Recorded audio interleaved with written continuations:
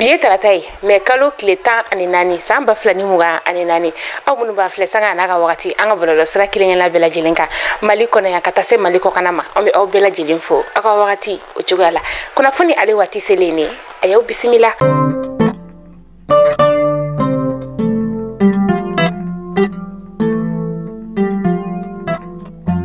Tene me kalo kleta ani sabasa amba flani muga ani nani anga chama chafanga jamana nyama no ye kolonela Asimi Goitai femi ye maliendo nye singa kuma falen minke ono nyonche wala sa be ani kilinya obisiga sabati chuga mina maliendo uluni nyonche uya abakuruba kuma be franyonka ani ga kesem fura bakili kadi anga chama chafanga jamana nyama ale ma kunu kulubaka ulu ufeno ayirela ka fo ko femi ye mabachama ulutumikene o konnala anga gouvernement mautumbi no kata se délégué mununi ulu bora marabolo la ulu bela jelen konen tumbi yuno ona anyona werew kabini anga chama fanga jamana nyama no ye colonel Asimi Goitai ni ale koni sikira fanga la ni aya la iduta kafo kaka sarafa ndo koni obina nyeshi dese bagato uluma kerenkerana baloko dese ani jigo dese be mamuna ode hukumu konna la sa kunu me kalo klitan saba samba flani muga ani nani ay jibo no koni kura ni ka odi kala bankuru sud kalanso maw uluma kataka se bako jukoroni kalanso maw ulu fenema ani kalamina chama aye o feneni ka oduma aka la diliba kerenkereni ni oye agibu damile o konde ni baranu nu bela jele kolomo kari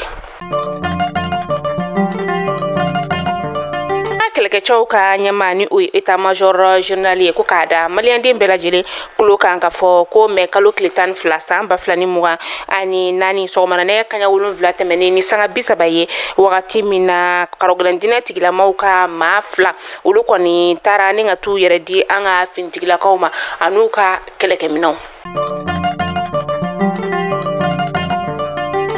meteo mawe seben furabo ninka yira ka fo ko femiye ka damne bi me kalo klita ani nani na kataka se fo me kalo klita ani shegi masamba flani muga ani nani ko do koni obina fara kle ale farnya ka kai gawo mena ka kataka se douanza ale ni nyoro kataka se tomoktuni tawdeni ni kidalma ko temperature yero koni ale bina ta binani ani sabala fo kataka se binani ani wolonvla ola kataka se fo me kalo klita ani shegi samba flani muga ani nani nga femi ni sonja ko isa anga faba konona maw ulu masakata se siga so alini bugunima sanji koni o makononi do dogokun konona yi ola kerenkera sa bi tarata dunya kataka se shini araba o masamba flani muga ani nani anga faba konona ulula siga so kataka se bugunima ulu fana koni mena sanji nika osoro amita si jotamanika kuna fonia ulu konala jena koni ale doye tenendoyo ye na dogo koni sira mawbe bo fam bela jelen fe krenkrena sasa bla kataka se sika so odugula moma bebi kunda jene ale dogojo oka me nu betanuka ndako kono fen kene ye kataka u fere u segentola sa u ba fale nyo kataka se jega uluma miye camion ba ulu fene koni be fa ku kataka se manguru oni lemruba oni anyongona weroma ulu bela jelen koni be utanyini jene dogo korona la kulundo o botola bazi gurma dogo ula kurin koni ale dafirila me kalo klita ani flasa amba flani muga ani nani akera wiyan bini ansongoni nyonche kilometri wolum vla o bonyangodido ani wakati na masata koni o mafofolo nga nyininu ulube sena demsen flare koni be no ulu koni sera ninka bojin ulu ma fla koni utara ninga taganu ye ansongo laptani so ula nyininu be sena kani mamunu be no ni ulu koni tora jila kaseka akonya koni ninka odo sero ulu ya yira ka foko sanfiye badore koni wula mina kunkira ni sanji o de kera ni kulun ale dafrikun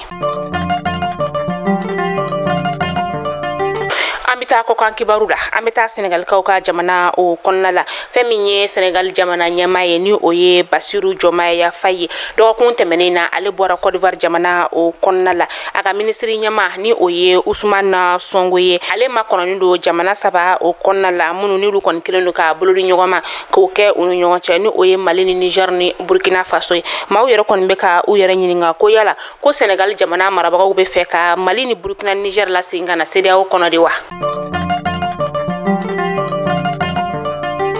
ni wagati na kaba ale songo yelenen do kosobe Benin jamana o konna la Benin jamana marabagaw ya laɲini ka kaba koni ale boli ni ka o bali u ka jamana o konna la ko ni o kon kɛra ko dɔ bɛ se ka bɔ kaba ale songo la ka ali bagan marala olu bɛ se ka u ka baganw balo lafiya la.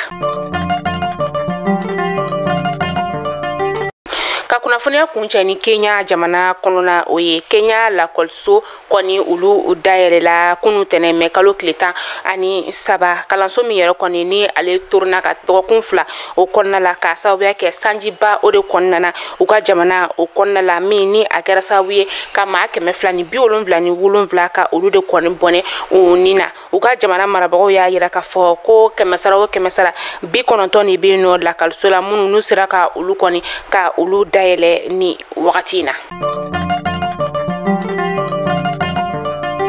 Mali kunnafoni jabaran najaba kunnafoni damanan tun bɛ an bolokɔrɔ bi ni k'a da u kelen-kelenna bɛɛ lajɛlen tulo kan o de tun ye ni aw maa minnu bɛ yen nɔ ni aw bɛ ka an filɛ a b'an filɛ yɔrɔ minnu na a b'a ɲini aw fɛ a k'u sɛbɛn commentaire la n'Ala sɔnna ma don n'a nataw la an bɛna aw bɛ jamana minnu kɔnɔna la an bɛna olu foliw ni ka olu kɛ walasa aw ka maaw bɛ yɔrɔ min na u k'a dɔn k'a fɔ aw fana bɛ lahala min na aw k'an bɛn sini inshallah kunnafoni kuraw olu kɛnɛ kan.